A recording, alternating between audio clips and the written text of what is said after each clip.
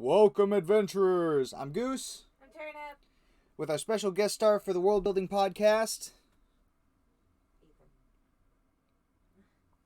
Talk, motherfucker. No. Ethan. I was just waiting to see how long I could keep it silent. Son of a bitch. The Fucking proper amount of awkwardness is necessary. great. Well, that is our guest star for this one, Ethan. He is a friend of mine, a D&D player, a world builder, a DM. So, he's done quite a bit of world building and character creation, just like I have. So he's going to be our special guest star talking about how to create characters and how they impact world building.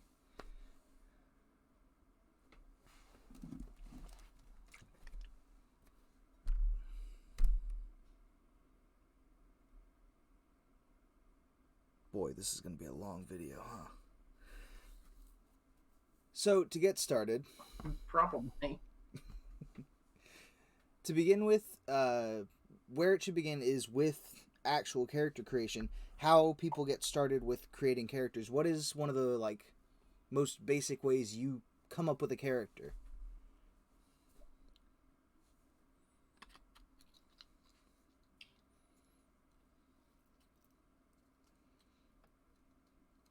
Well, whether you like it or not, every single character that you create is going to essentially be you in some way. The whole character doesn't have, the whole character is not going to be you, but you are going to, whether you're doing it on purpose or not, You always have an impact. some part of you into this character. Yeah, who's making the character always has an impact on how they turn out. Well, and I'm even saying that. That is obviously also true, but every character that you create, no matter how extreme you make them, there is some piece of you that you have subconsciously put into that character. And I think that's something hard to break away from when you're actually trying to make characters for a book. Making them all unique and specific is actually really difficult because of that fact that at some level they're still going to feel like you, the author, at the end of the day.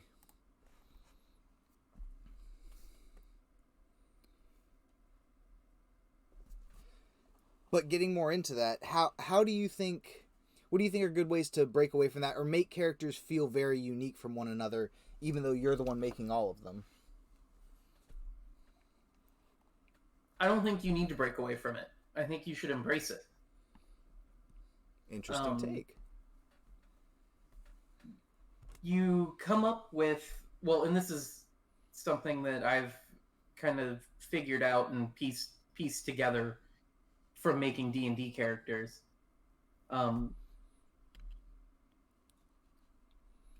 Like it or not, extremes are interesting.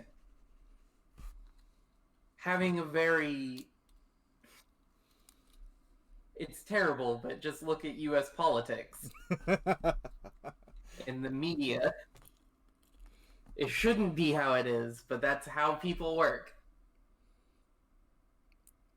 There is a reason that the media is so polarizing, because it's what people want to see. They don't want to see common sense and actual morals. They want drama. Good or bad, interesting characters. It's far easier to create drama with extremes. Yeah, I wanted to say good or bad, interesting characters will always attract people.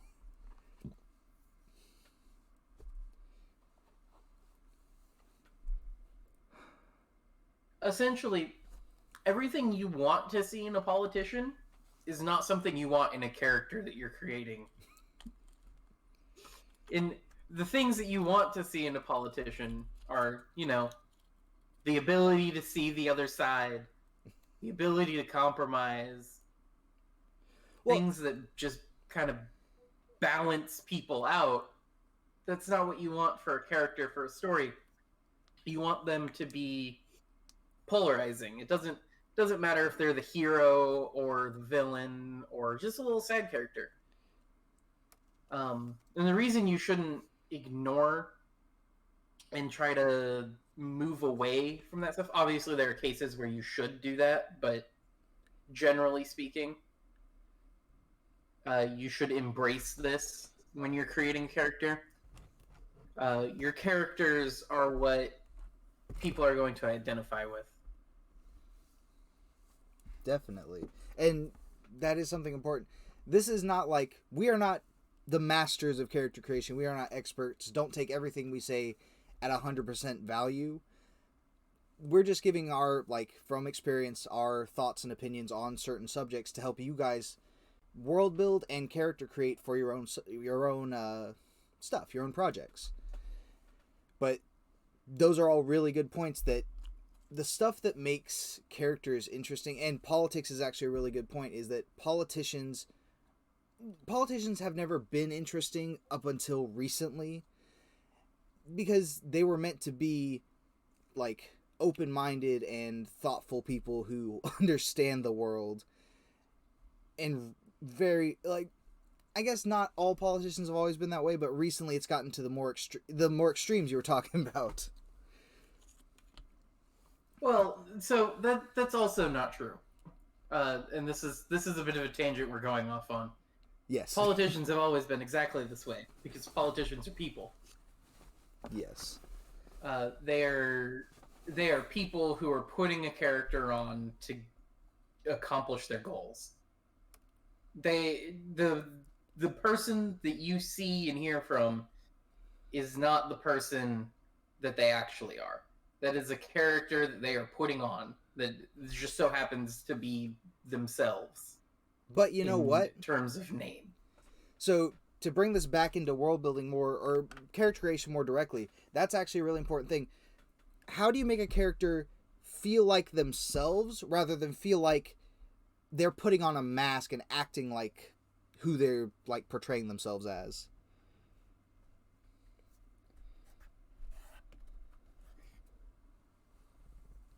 That is a very tricky question.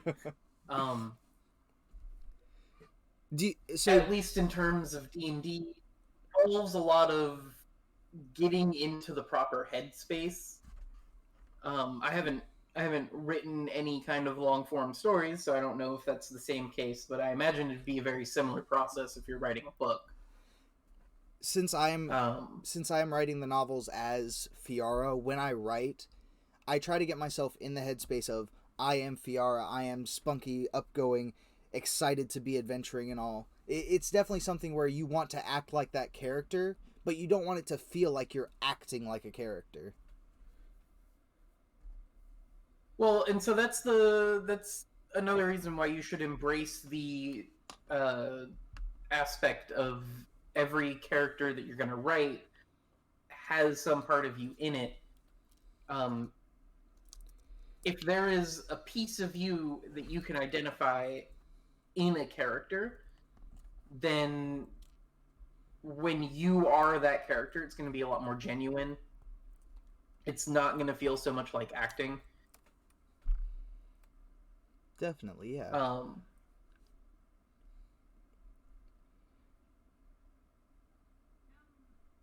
It's a lot of the way that you make a character feel like a person comes down to the tone that the character has and how closely you can stick to that tone and the kind of language that they use.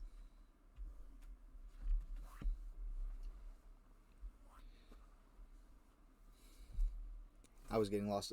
You brought up a lot of really good points, and it made me think about how I've been writing Fiara, how I've been making her feel and talk and act. And it makes me feel like I do tend to lean away from her because she does not act like I act normally. I'm trying to make her feel different because she is not who other characters are, and she's not who I am. She's her own person, and she's very different to how she acts very differently in situations where I would try to be a lot more logical about things. She jumps at stuff a lot quicker than I do. And I do think it's hard to bring that across as a very clear difference. But that leads more into how characters are actually made. How do we go about making a character, and how do we decide what makes them unique or what we want to focus on as we're building them?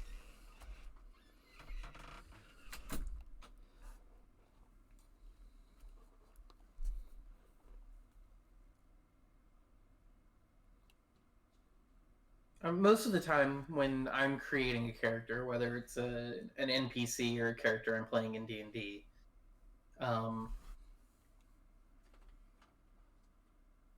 I will have a idea of what I want the character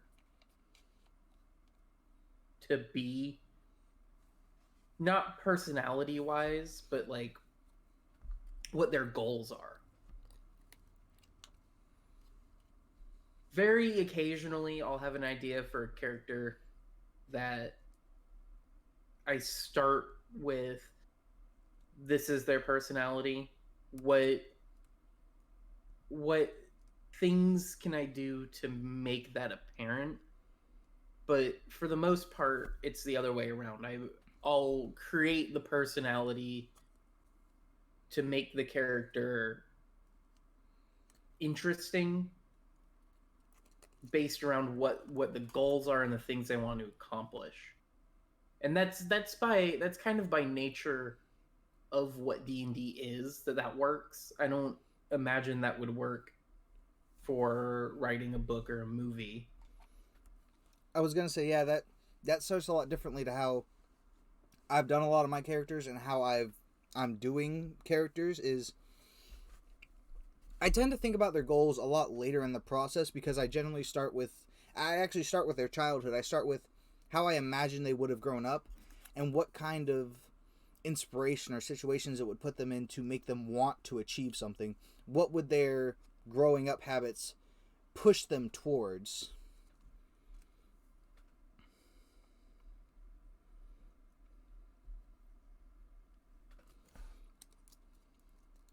I think that's just the nature of where we create characters and what we're creating them for.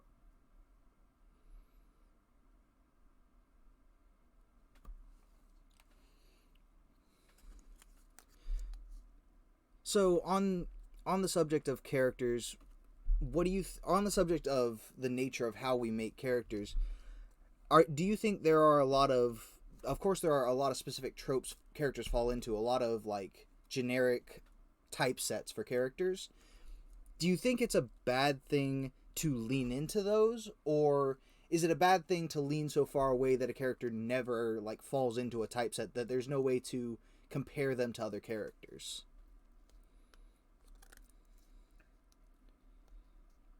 Tropes are a tool.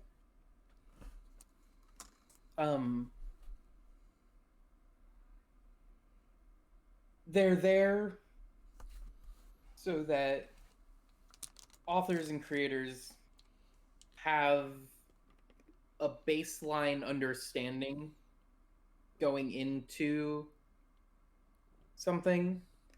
And when I say a baseline understanding going into something, I don't mean the creator understands. I mean the people consuming the content the creator is creating have a baseline understanding of what a character is. Right. So if you have a character that's an elf, you expect tall, pointy-eared, probably with blonde hair, skinny, elegant, and that is a trope of what elves look like, for better or worse. When you say elf, that's what you think. That's actually a lot what Mindy looks like, because I wanted to base her off of the classic, like, high elf, tall, pale skin, beautiful, blonde hair. That is literally only what elves have looked like since Tolkien's Lord of the Rings came out. Yep. Because 98% of all fantasy tropes were established by J.R.R. Tolkien. And that's something I don't want to talk too much about it. Elves, for example, in Celtic mythology, which is where they come from, looked nothing like Tolkien's elves. Absolutely nothing like them.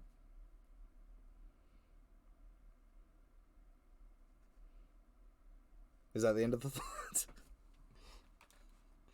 But I don't want to take up the whole time talking about Tolkien's cultural misappropriation and But no, well, misappropriation aside, the baselines for what he established versus what he was drawing inspiration from, that's something that that's something that I do constantly, that I have to compare what I've made versus what I started with or what I've looked at for inspiration. And there is a line where at a certain point it's no longer what inspired the creation of the character. It's so far gone, it's something new entirely, and it may not be what we're going for. But how much do you think, okay, so what percent of character creation should be inspiration versus completely new creation?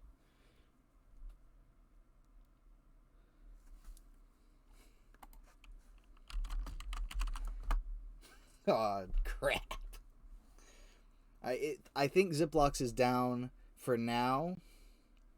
I'll see if we can't get him back, but I'll go on for a moment and talk about some of the stuff from my side of things with character creation, about some of the stuff we talked about previously, because that's something else I wanted him here for. Ethan has a very different view on character creation versus myself. He is definitely yes, the internet is back.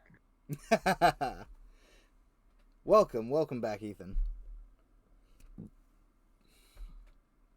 So God, I hate it. yeah, swamp Wi-Fi is great. Um, just so we get back to where I was talking about inspiration for characters. When you get inspired from a character like something like J.R.R. Tolkien, he was a big inspiration. His Lord of the Rings series was a big inspiration for me. I love the stories, not just the Lord of the Rings stories, but most of his work in like Middle Earth and all. A lot of his lore is inspiration for what I've made with Dataran. But on that subject, for character creation specifically, how much of a character do you think should be inspiration versus completely new creation, just making stuff out of nowhere versus pulling from the stuff you like? I don't think there's any one answer to that question. I think that they're tools, both of them, to be used to create interesting characters. Um, I think that having having a character that it is entirely breaking tropes is, well, it's fun to create. I don't think it makes for a good character. Um, Do you think something like that where you're breaking? one of the Oh, most interesting things you can do with a character is to subvert a trope. But if you're subverting every trope, then no, there's no, for people who aren't you, the person creating the character or playing the character. There's no baseline for your character. It's just who knows what they'll do next. I'm sure you'll have a different view on And this, but that can certainly be fun for non-interactive forms of media, things like books and movies, things that other people don't interact with and make decisions in the same world space as this character. Putting that into an interactive setting where there is no way to predict how a character will react to something is not super fun. There's a place for it, but they're few and far between. I think there's a good example for that in storytelling. In a lot of stuff about writing books, you always want certain things to be predictable. You want there to be predictability because people making those calls, people knowing what's going to happen next, is part of the excitement to see it play out. But you want there to be twists. You want there to be places where the thing they expect doesn't happen, but you don't want it to be all twists. If it's completely unpredictable, then there's no sensibility to the story. Yeah. And so with D&D, the most of your storytelling as a DM, most of the interesting parts of your storytelling honestly don't come from your plan for the campaign or the story or what's going on. It comes from the way that your players and the characters they've created react to the things that you have planned. And that's where worlds really start to take shape. So using characters and their decisions and players' decisions on how they want to build their characters is it's a good way to engage your players with your world and like retain their attention. So say you have a player who is wanting to play a half orc, but they don't like the Tolkien half orc. They want their half orcs to be purple and 3 feet tall instead of your stereotypical green skinned tusk, 6 to 7 feet brutish characters. Right. There's If that's something that you as the person who's creating this world for your players to play in is okay with, if you're okay with having essentially purple 3 foot tall humans at being half orcs, there's no reason to say no to that. But the way that you would do world building through your characters is like, if your player wants to play a half orc that has purple skin and 3 feet tall, then the question is, are all half orcs purple skinned and 3 feet tall, or is it just this one? And if it's just this one, why? Why is this specific half orc purple skinned and 3 feet tall? Right, explaining out that very interesting, quirky character detail. Do you think that's a good method for character building? Is a wild idea and then just explaining it away?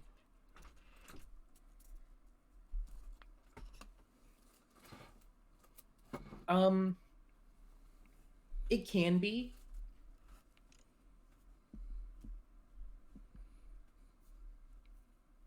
Doing things like that in D&D is a lot trickier than doing them in a book. It comes down a lot to the amount of time that you have to do something as a DM, because one of the most compelling things that you could do for a player as a DM, if they were going back to our purple skinned 3 foot tall half orc example, is the player doesn't know why their half orc is purple skinned and 3 feet tall, and you drop little crumbs of information and hints as to why this is. Right, yeah. And they can try to piece it together before you officially reveal it. But if you don't have the time to work all of that information in and come up with the reasoning, then there should be a conversation with the player. Like, they'll need to establish that reason for you in that situation. Right.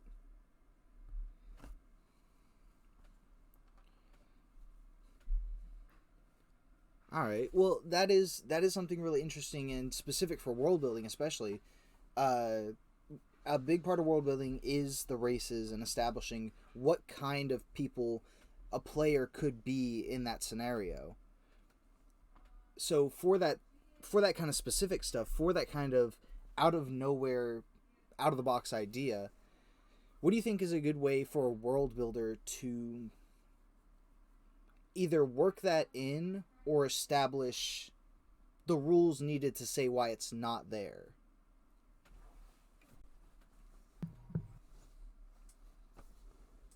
That's gonna vary from each individual person. There's no there is no rule book on it. Right. That's a it's just it's a trap that a lot of people fall into, and something that, coming from a D&D perspective on this, you don't have to have an explanation for everything at the start. You don't have to have the whole world mapped out. You can fill it out as you go. In D&D, there's a lot of side conversations that happen. Just you're playing a game with friends, assumedly. That's not necessarily always the case, but you should, no matter who you're playing with, you should treat it as playing the game with friends.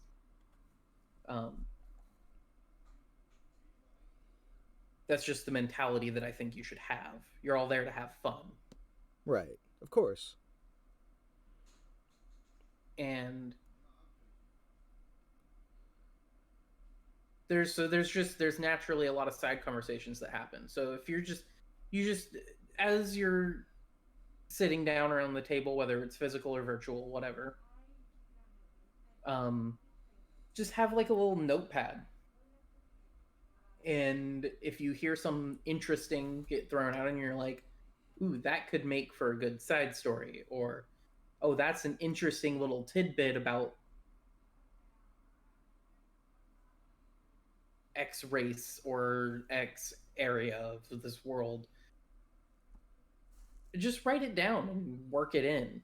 And it doesn't even it doesn't have to be universal either. So it could be,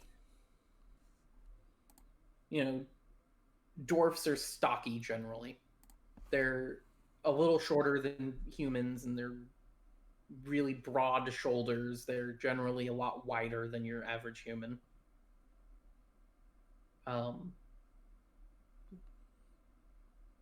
But what about this one group of dwarfs in this isolated area? They might be skinny. They're still dwarves, but they might be skinny. Who knows? Right, of course.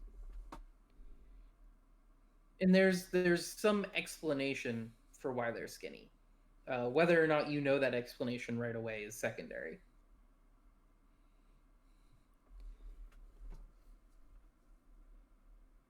So, on this topic, on this sort of branching path, so we're talking a lot about the races, a lot about how certain things play into characters interacting in the world, characters making their characters.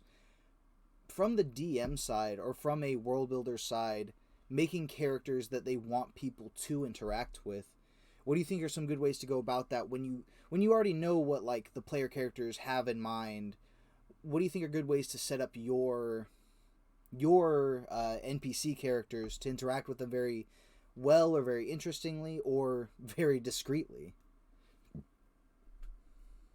Come up with a personality. my single piece of advice for this is just come up with a personality. It doesn't matter what character you actually attach that to. In 90% of the cases, wait for your players to pick what NPC this is getting attached to.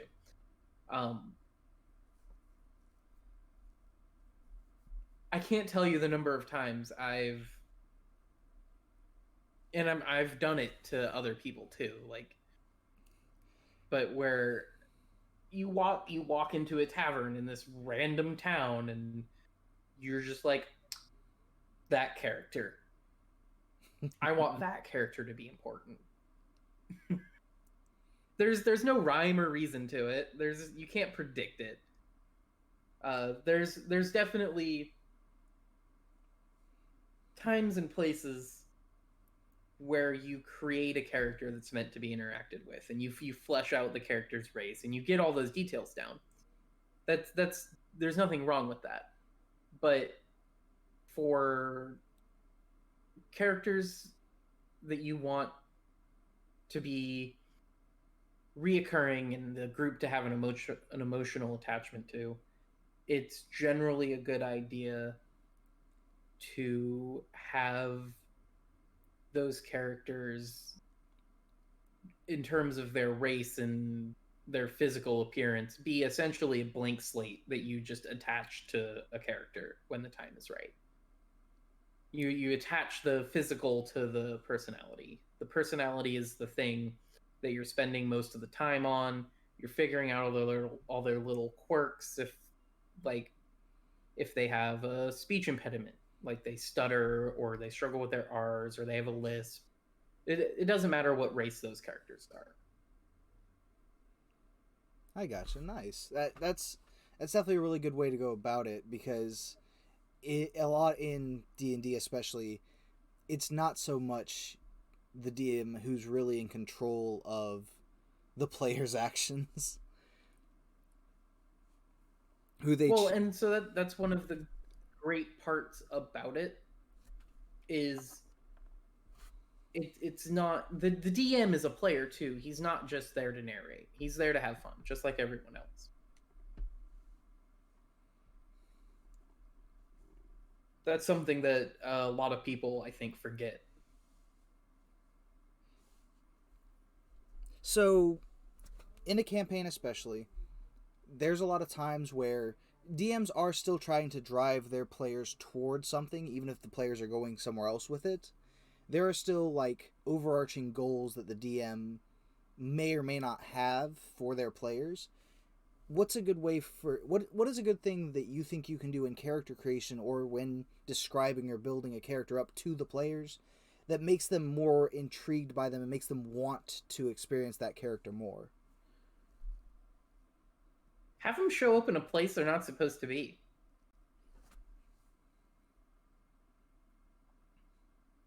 Like, have an NPC show up in a place you shouldn't find an NPC in. All right. That's a really direct answer. That's really simple, but it's very straightforward. So, say you have a character, he's a traveling merchant that has some important role much later in the story. Don't make them important right away. Introduce them to your characters as just like this random NPC. So this one is, for example, a traveling merchant. They deal in adventuring gear, probably in the case of D&D. Probably both mundane, and if you want him to be reoccurring, he's going to need to have magical equipment when it becomes appropriate. Put him in the middle of a dungeon that your players are in. Just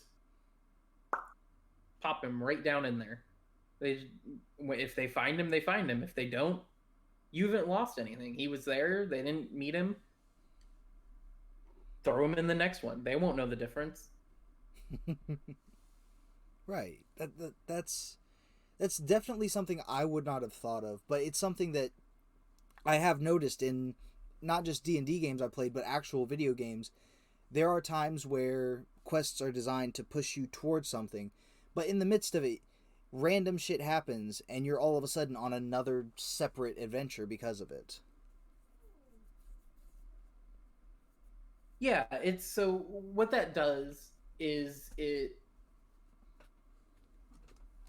a very George R.R. Martin thing to do. It simulates real life. You might start out with this path, and then when you're going down that path, some random thing happens, and it starts pushing you in another direction entirely.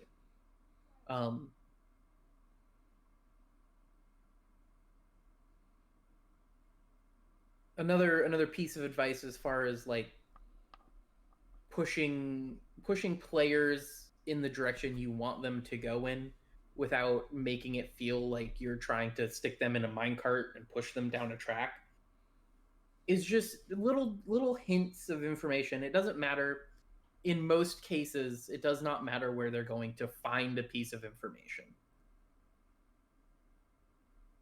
because information, it could be just be in a book in a library. It doesn't matter where that library that book is in, or it could be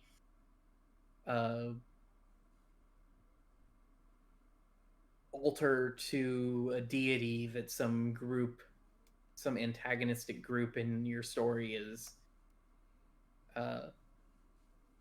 serving. It doesn't matter if that place of worship is active or not. So it can just be essentially anywhere.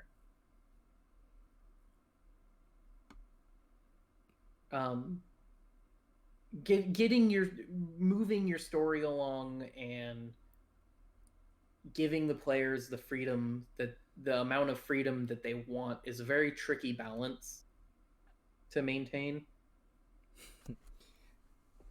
And there is a time and a place for you to just sit down and be like, look, this is what's happening next. This is where you need to go. And in a game like D&D, that's a very meta conversation. That conversation happens in our world, not in the game world. Right. When it happens in the game world, that's where things start to feel weird. And then if you're doing it for like a video game, you just attach a timer to the quest. If they don't complete it in a certain amount of time, it fails, or you have a series of cutscenes that locks them into it, and it doesn't feel forced in a video game as much as it does in D&D. It feels more story driven when it's a game like that. It feels like it's supposed to be driving the story along. Yeah. Nice. All right, so we have a little less than 10 minutes left. So with this last little bit, a lot of this has been about creating the characters, making the characters up as we go. So for the last little bit, I want to talk about a broader subject that could definitely be expanded on later, as a subject being character development. So we've talked a lot about where those characters start. How do you think it should go about for changing a character as they go through their adventure, from like both sides? A character or a player playing as a character and seeing the changes that you think a character should have, versus a DM making a character change throughout a story for the players to see their changes. As far as D&D is concerned, it's just something that happens naturally. It's not something that you really need to think too much about.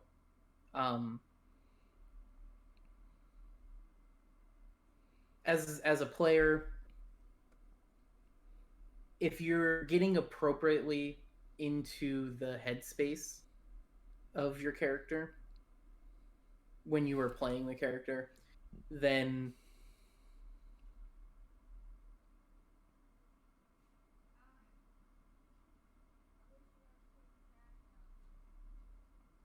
Oh no.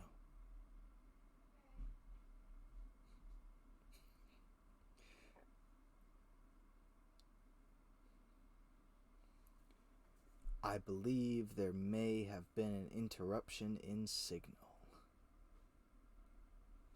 But I just want to point out right now, while there's a moment where he might be trying to fix stuff on his end, a lot of the points he's brought up have been really great. A lot of the stuff he's mentioned about starting with a character. when I first sat down,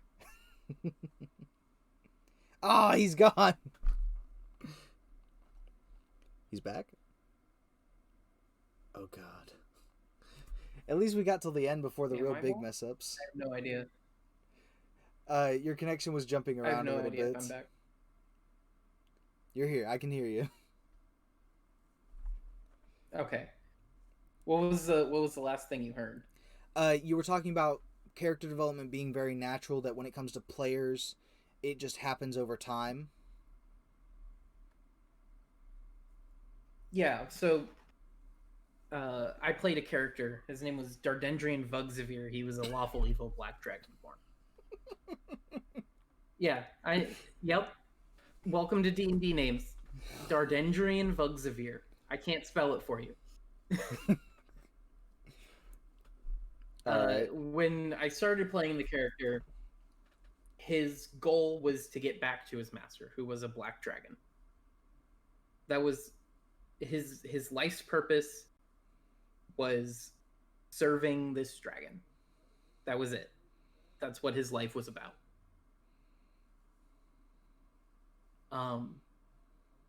But he's traveling with a group of other individuals with their own thoughts and ideas, and so just naturally over the course of playing him,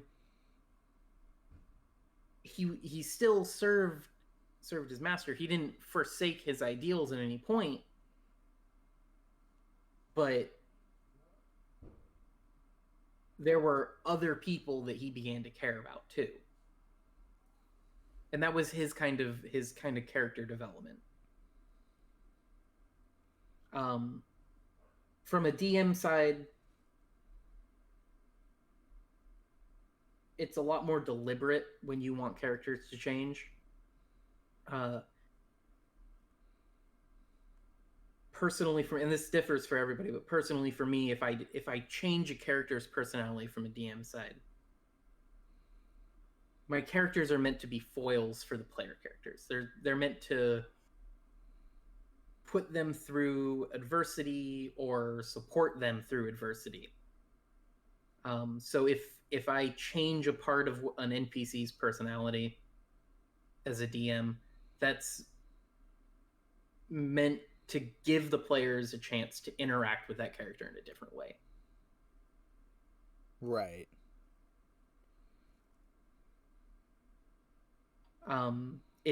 It's less about developing your NPC's characters and more about giving your players a chance to develop their characters, because their characters are the protagonists of the story.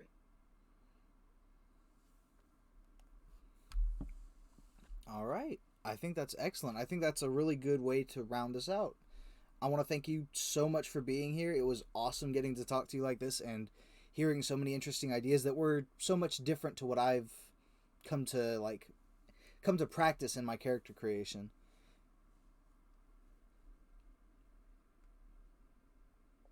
Well, thank you for having me. Hopefully, if this happens again, which it probably will, knowing the two of us, I can do it without internet issues.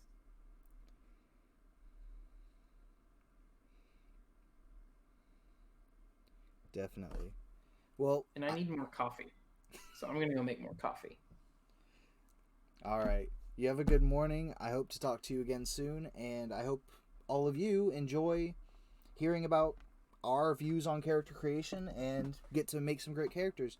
If you guys come up with great ideas for characters, leave them in the comments, talk to us about them, join us here on Discord, and let us know.